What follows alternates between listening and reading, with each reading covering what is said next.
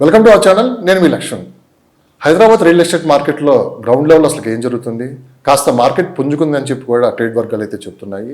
అసలు గ్రౌండ్ లెవెల్లో ఇవన్నీ నిజాలేనా కాదా, ఇదే అంశంపై ప్రస్తుతం మనతో కూడా మాట్లాడడానికి రెహమాన్ గారు ఉన్నారు. ఆయనతో కూడా మాట్లాడి మరిన్ని విశేషాలు తెలుసుకుంటాం. నమస్తే సార్. నమస్తే అండి. చాలా రోజుల తర్వాత కలిసాం. అవునండి. ఏది లేటెస్ట్ ట్రెండ్స్ ఏంటి, అసలుకి మార్కెట్లో ఏం జరుగుతుంది? అప్ అండ్ డౌన్స్ వస్తూ ఉంటాయి, పోతూ ఉంటాయి. కానీ ఇక్కడ ఏం జరుగుతుందంటే ఒక 10 మంది కలిసిన దగ్గరల్లా ఏం జరుగుతుందంటే మార్కెట్ కాస్త పుంజుకుందని కొంతమంది అంటే అసలు ఇది లేదు పడిపోయిందని చెప్పి మరి కొంతమంది ఒక డిస్కషన్ జరుగుతుంది. అవును. మీకున్న సమాచారం ప్రకారం గ్రౌండ్ లెవెల్లో అసలు ఏం జరుగుతుంది? ముందుగా మీ గురించి ఒక మాట. Okay. Hi, this is Ajayal Shaik Rehman, managing director for silver sand estates and infra. ఈరోజు లక్ష్మణ్ గారు అడిగిన టాపిక్ ఇది ఇక్కడ స్టూడియోలోనే మాట్లాడుకుంటుంది కాదు, బయట ఎక్కడికి వెళ్ళినా ఇవే టాపిక్స్ నడుస్తూ ఉన్నాయి.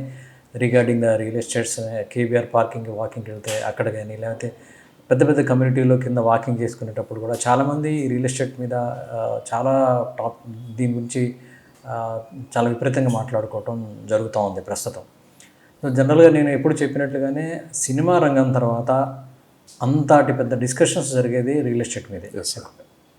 సో ఆ రియల్ ఎస్టేట్ ఎందుకంటే హైదరాబాద్కి రియల్ ఎస్టేట్ అనేది ఒక పెద్ద వెన్నెముక అని చెప్పాలి. నేను చిన్న ఎగ్జాంపుల్ చెప్తాను.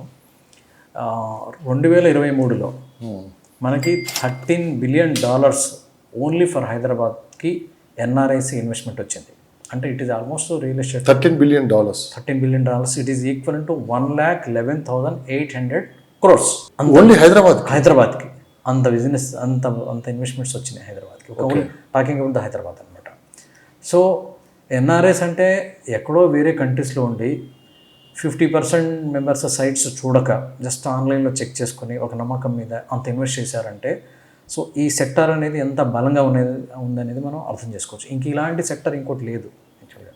కాబట్టి రియల్ ఎస్టేట్ అనేది ఆల్వేస్ ఇన్ ఇండియాలో, ఎస్పెషల్లీ హైదరాబాద్ లాంటి బాగా ఫాస్ట్గా గ్రో అవుతున్న ప్లేస్లో ఇది ఒక ఇప్పుడు బర్నింగ్ టాపిక్గానే ఉంటూ వస్తుంది. ఎందుకంటే almost 50% of the people real ఎస్టేట్లో ఏదో ఒక రకంగా ఇన్వాల్వ్ అవుతారు. ఒక రకంగా మన ఈ మధ్యకాలంలో కొన్ని పత్రికలు వచ్చినాయి. బిలియనియర్స్ ట్రిలియనియర్స్గా ఎలా అయ్యారు, బిలియనియర్స్ మిలియనియర్స్గా ఎలా అయ్యారు. నేను దాని మీద వచ్చింది only for investing in the real estates అనమాట. 34% of the people only because of the real ఎస్టేట్లో ఇన్వెస్ట్ చేయడం వల్ల ఆ మనీ గ్రో అవటం వల్ల దే బికమ్ మిలియనియర్, ట్రిలియనియర్ అనమాట. That is what clear indication. ఆ రకంగా డబ్బు ఉన్నవాళ్ళు ఇన్వాల్వ్ అవుతారు. మిడిల్ క్లాస్ వాళ్ళు కూడా చిన్న చిన్న స్థలాలు అవి ఇవి కొంటూ ఉంటారు. అట్లానే దానికోసం పనిచేసే బ్రోకర్స్ కానీ, మీడియేటర్స్ కానీ, అలానే దానికోసం పనిచేసే ఇంజనీర్స్ కానీ, లేకపోతే టెక్నికల్ టీమ్ కానీ, ప్లంబర్స్ కానీ, పెయింటర్స్ కానీ, అలానే దాని మీద బ్రతికే ఫైనాన్షియల్ ఇన్స్టిట్యూషన్స్ లోన్స్ ఇష్యూ చేసే విషయంలో కానీ, తర్వాత లోన్స్ రికవరీ చేసేవి ఈఎంఐస్ కానీ, బ్యాంక్స్ కానీ, దాని తాలూకా ఎంప్లాయీస్ కానీ, అలానే కంపెనీ బిల్డర్స్ కానీ, బిల్డర్స్ దగ్గర వర్క్ చేసే ఎంప్లాయీస్ కానీ, అకౌంట్స్ కానీ, చాలామంది జీవితాల మీద ఈ రియల్ ఎస్టేట్ అనేది చాలా అంటే చాలా ప్రభావం ఎప్పుడు చూపిస్తూనే ఉంటుంది అనమాట. ఆ ప్రభావం అనేది ఈ ఇయర్ ఎలా చూపించింది?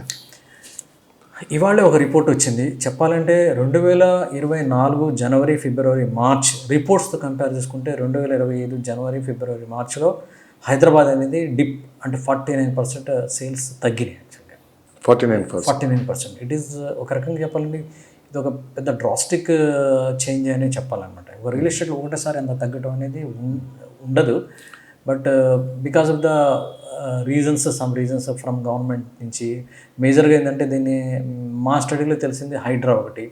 సో హైడ్రా వల్ల కొంచెం జనాలు భయపడిపోయి ఇన్వెస్ట్మెంట్ ఆపడం, అట్లనే కొత్త గవర్నమెంట్ రావటం వల్ల ఈ గవర్నమెంట్ యొక్క పాలసీస్ ఎలా ఉంటాయి ఏంటనే దాని మీద కూడా చాలామంది ఒక కాన్ఫిడెన్స్ లేకుండా ఇన్వెస్ట్ చేయాలా వద్దే అనే దాని మీద ఆగిపోవటం. కానీ ఇలా రిపోర్ట్లో మీరు చూశారు, వాళ్ళు ఎక్కడ ప్రాబ్లం ఎక్కడో చెప్పారు. ఓకే, మీ గ్రౌండ్లో వర్క్ చేస్తుంటారు, మీకు ఉన్న ఇన్ఫర్మేషన్ కూడా టాలీ అయిందా ఆ వచ్చిన రిపోర్ట్కి? టాలీ అయింది. అయితే ఏంటంటే ఇప్పుడు ఇంతకుముందు మేము ఇచ్చిన అడ్వర్టైజ్మెంట్స్లో ఎంక్వైరీస్ తక్కువ వచ్చేవి. ఇప్పుడు ఎంక్వైరీస్ పెరిగినాయి. దానికి కూడా రీజన్స్ చెప్తాను. సైట్ విజిట్స్ చాలా తక్కువగా అయ్యేవి. ఇప్పుడు సైట్ విజిట్స్ కూడా అవుతున్నాయి. దానివల్ల మాకు అర్థమవుతుంది ఏంటంటే పీపుల్ హ్యావ్ మనీ, డబ్బులు ఉన్నాయి, ఆల్మోస్ట్ పెట్టుకొని కూర్చున్నారు. ఇన్వెస్ట్ చేయాలా వద్దా, ఏది రైట్ టైం అనేది. ఎప్పుడైతే మార్కెట్ పెరుగుతుందనే అంచనాలకి వస్తుందో అప్పుడు ఇమీడియట్గా ది జంప్ అనమాట. ఇంకా ఆ టైంలో మన హైదరాబాద్ మీకు ఎక్కడ చూసినా ప్రతి ల్యాండ్లోనే జనాలు కార్లో వెళ్ళి చూసుకోవటం ఇదంతా ఉంటుందన్నమాట. ఎందుకంటే ప్రతిసారి రియల్ ఎస్టేట్ భూమి పడిపోయిన తర్వాత లేచేటప్పుడు ఈ పరిణామాలు అనేది మనం చూస్తూ వచ్చాం అనమాట. ఫిజికల్గా. సో ఇప్పుడు ఇది నేను చెప్పింది జనవరి ఫిబ్రవరి మార్చిలో సేల్స్ పడిపోయినాయి అంటే అది ఏ ఎఫెక్ట్ ఉంటుంది, last year August September October November December effect ఇది. ఎందుకంటే కస్టమర్ చూడగానే తీసుకోడు కదా, మనకి రిపోర్ట్స్ ఎలా చూస్తాయి సేల్స్ అనేది. సో ఆ ఆగస్టు సెప్టెంబర్ అక్టోబర్ నవంబర్ ఎలాంటి డేస్ గడిచినాయి మనకి అంటే హైడ్రా ఎఫెక్ట్ అనమాట, బాగా హైడ్రా ఎఫెక్ట్ అనమాట. అంతకుముందు ఆగస్టు కంటే ముందు ఆ గవర్నమెంట్లో ఉన్న పాలసీస్ ఏవైతే ఉన్నాయో అంటే మెట్రో యొక్క ఎక్స్పాన్షన్ని కంప్లీట్గా చేంజ్ చేయటం ఒకటి, తర్వాత ఫార్మసిటీ ఏదైతే ఉందో అంటే రియల్ ఎస్టేట్కి అదొక పెద్ద ఊతమిచ్చే అంశం అనమాట ఒకప్పుడు. సో ఫార్మసిటీని తీసేసే అంశం ఒకటి, అట్లనే GO111 ల్యాండ్స్ అనేది కేసీఆర్ గారు ఉన్నప్పుడు దాన్ని తీసేస్తామని చెప్పడం వల్ల దాని మీద కొంచెం ఆశలు పెట్టుకొని సిటీకి దగ్గరగా ఉన్న GO111 ల్యాండ్స్ ఇన్వెస్ట్ చేసేసి దాని నుంచి వెయిట్ చేస్తున్న వాళ్ళు, అలానే GO111 రావటం లేదు, ఇంకా ఇది తీయటం లేదని. సో ఇవన్నీ మీరు చెప్పింది కరెక్ట్ సార్, ఇవన్నీ పొలిటికల్ ఇష్యూస్ పక్కన పెట్టండి. హైడ్రా గురించి ఒకటే స్ట్రైట్గా అడుగుతా.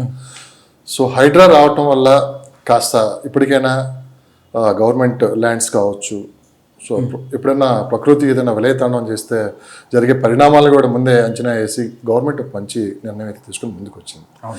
మీరు ఒక రియల్ ఎస్టేట్ పర్సన్ కాబట్టి సో మీ మార్కెట్ పడిపోయిందని చెప్పి మీ బాధలో మీరు చెప్తున్నారు, కానీ రేపు అనుకూలమైన పరిస్థితులు అయితే అనుకూలమైన పరిస్థితులు కింద వస్తే ఏంటి పరిస్థితి? హైడ్రా తీసుకురావడం మంచిదా కాదని మీరు ఏం చెప్తారు?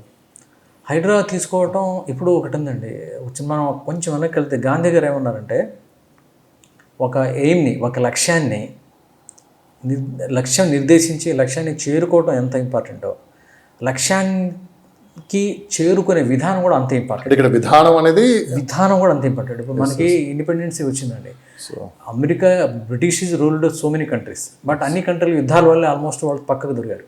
ఇండియాలో మాత్రమే కొంచెం మనం సత్యాగ్రహాలు అవి ఇవి చేసి మౌనవ్రతాలు అవి చేసేసి ఆ ఇంపాక్ట్ వాళ్ళని తీసుకొచ్చి మనం వాళ్ళని తరలించగలిగాం అనమాట. అంటే విధానం ప్రజల్లో కూడా గ్రౌండ్ లెవెల్కి వస్తా నెగిటివ్ ఉన్న మాట వాస్తవం. అవును, హైడ్రా అనేది ఫస్ట్ భయపడుతుంది, ఎందుకంటే ముందు ఇన్వెస్ట్ చేయడానికి బయటికి రావట్లేదు, ఎక్కడ ఏ ప్రాబ్లమో తెలియదు. రీసెంట్గా రంగనాథ్ సార్ కూడా ఒక మాట చెప్పారు, హైదరాబాద్ చుట్టుపక్కల ల్యాండ్స్ కొనే ముందు 1-2 సార్లు ఆలోచించి మరీ ఇన్వెస్ట్ చేయండి అని చెప్పి. అంతకుముందు ఇవన్నీ లేవు కదా, డైరెక్ట్గా వెళ్ళటం, సైడ్ చూడటం, కొనేయటం, రిజిస్ట్రేషన్ చేయించుకోవడం, వెళ్ళిపోవడం. కానీ ఇప్పుడు కొనాలంటే 100 ఆలోచిస్తున్నారు. ఆ ఎఫెక్ట్ కూడా మార్కెట్ మీద కూడా ఉంది. పాజిటివ్గా చూస్తారండి. ఇప్పుడు FTL జోన్స్ గురించి మాట్లాడాలంటే ఆ టాపిక్కి వెళ్తే ఇప్పుడు కొన్ని డెకాడ్స్లో సముద్రాలు అనే వాటర్ బాడీస్ అన్ని కొచ్చించుకుపోయి అసలు ఇది వాటర్ బాడీ అనేది కూడా తెలియకుండా అక్కడి నుంచి రోడ్లు వెళ్ళిపోవడం, అక్కడ మాల్స్ షాపింగ్ క్లబ్స్ దాకా వచ్చేసి ఆ బాడీస్ అన్ని చిన్నవి అయిపోవడం జరిగింది. ఇవి ఎప్పుడన్నా విలయతాండం లాంటి వర్షాలు పడ్డప్పుడు ఆబ్వియస్లీ ఏంటంటే నేచర్ ఈజ్ నేచర్, వాటర్ ఎప్పుడైతే పెరుగుతుందో మళ్ళీ చుట్టుపక్కల రావటం మనం చూసాం. లాస్ట్ గత వర్షాలకి చూసాం, చాలా ఇళ్లలో నీళ్ళు వెళ్ళిపోయి, కార్లు మునిగిపోయి, కార్లు ఇంజన్స్ పాడైపోయి, ఇలాంటి డ్యామేజ్ జరిగినాయి. సో ఇది ముందు నుంచే ఉంది FTLలో ప్రికాషన్స్ అనేది, బట్ పీపుల్ ఇగ్నోర్డ్ బికాజ్ సిటీకి దగ్గర ఉండాలని ఒక తలంపుతో ఇగ్నోర్ చేశారు. ఆ గవర్నమెంట్ వ్యవస్థలో తీసుకోబట్టే ఈరోజు అది. అయితే ఈ చర్య ఎలా అయిందంటే హైడ్రా అనేది ప్రాక్టికల్గా ఇలాంటి వాటర్ ప్రాబ్లం, ఈ డిజాస్టర్స్ వచ్చినప్పుడు మీకు ప్రాబ్లం అవుతుంది కాబట్టి దీని గురించి మేము చర్యలు తీసుకుంటున్నాము అనే వార్త కంటే కూడాను ఒక రకమైన ప్రతీకార చర్యలాగా ప్రాపగేట్ అయింది రియల్ ఎస్టేట్ మీద. అలాగే ప్రాపగేట్ అయింది. సో ఎంతసేపటికి ప్రకృతి గురించి మాట్లాడుతూ ఇలా చేస్తే బాగుంటుందని కానీ అలా మోటివేట్ చేసుకుంటూ అలానే పడగొట్టే ముందు హైడ్రా లాంటివి పడగొట్టే ముందు దానికి ప్రత్యామ్నాయ చర్యలు తీసుకుంటూ సూదింగ్. సో మీరు అనేది ఒక అవగాహన కార్యక్రమం చేపట్టి ఒక క్లారిటీ వచ్చిన తర్వాత సో వీళ్ళు ముందుగా అడిగేస్తే ఇంత నెగిటివ్ ఉండపోయేదేమో, అంతే కదా? అవునండి, దట్ ఈస్ వాట్. అయితే మేము ఇందాక చెప్పినట్టుగా ఇప్పుడున్న ఎంక్వైరీస్ విషయంలో people have money but waiting for the best time అనమాట. మీరు ముందుకు వెళ్తారా, నేను ముందుకు వెళ్తారా? మేము చిన్న ఎగ్జాంపుల్ చెప్తాను. మేము కట్టే కమ్యూనిటీస్లో మేము అన్ని ఇన్ఫ్రాస్ట్రక్చర్ ఇస్తాం. ఇల్లు ఎవరు కట్టాలి, మీరు కడతారు, నేను కడతారు, మీరు కడతారు, అందరూ వెయిట్ చేస్తూ ఉంటారు. ఎవరో ఒకళ్ళు ఇద్దరు చిన్నగా కట్టడానికి స్టార్ట్ చేస్తారు. ఒక ఇల్లు స్టార్ట్ అయింది శంకుస్థాపన చేసి అంటే మీకు within the no time 3 to 4 monthsలో 4-5 ప్రపోజల్స్ వస్తాయి, మేము కూడా కడతామని. ఇక 4 ఇళ్ళు అయిపోయింది అనుకోండి, తర్వాత 20 ఇళ్ళే, 4 తర్వాత 5-6 ఉండదు, తర్వాత 20 అనుకోండి, తర్వాత 40, మళ్ళీ 21, 22 ఉండదు. This is why people are waiting for the real estate ఎక్కడ స్పార్క్ వస్తుందనే విషయంలో. అలాంటి స్పార్క్స్ ఇప్పుడు ఆల్రెడీ స్టార్ట్ అయినాయి అనే చెప్పాలి. ఎలా అంటే నేను చెప్పాను కదా, ఇందాక చూసిన గణాంకాలు అనేది జనవరి ఫిబ్రవరి మార్చి సేల్స్ అనేది దాని డేటా అనేది పూర్వం దానికి ఆగస్ట్ నుంచి ఉన్న ఇంపాక్ట్ అక్కడ పడుతుంది. ఇప్పుడు ప్రాక్టికల్గా జనవరి ఫిబ్రవరి మార్చిలో మాకున్న ఎంక్వైరీస్ కానీ కస్టమర్స్ యొక్క విజిట్స్ పెరిగిపోవటం, దీనివల్ల ఏంటంటే there is a positive note. అలానే గవర్నమెంట్ తరఫు నుంచి కూడా ఇప్పుడు రీజనల్ రింగ్ రోడ్డుకు సంబంధించిన అది పూర్తి స్థాయి కన్ఫర్మేషన్స్ రావటం, సెంట్రల్ గవర్నమెంట్కి దానికి సంబంధించిన పూర్తి స్థాయి చర్యలు తీసుకుని ముందుకు వెళ్ళిపోవటం ఒకటి. అలానే మీకు రీజనల్ రింగ్ రోడ్లోకి ఉన్న ల్యాండ్స్ని మొత్తాన్ని హెచ్ఎండిఏ పరిధిలోకి కలపడం ఒకటి. అట్లానే చాలా వరకు మండల హెడ్ క్వార్టర్స్గా ఉన్న వాటిని మున్సిపాలిటీగా మార్చడం ఒకటి. అలానే రేడియల్ రోడ్స్ విషయంలో కానీ, అట్లానే మెట్రో యొక్క విధానాన్ని స్ట్రీమ్ లైన్ చేసి దానికి సంబంధించిన వర్క్ ఆల్రెడీ స్టార్ట్ అయిపోయింది.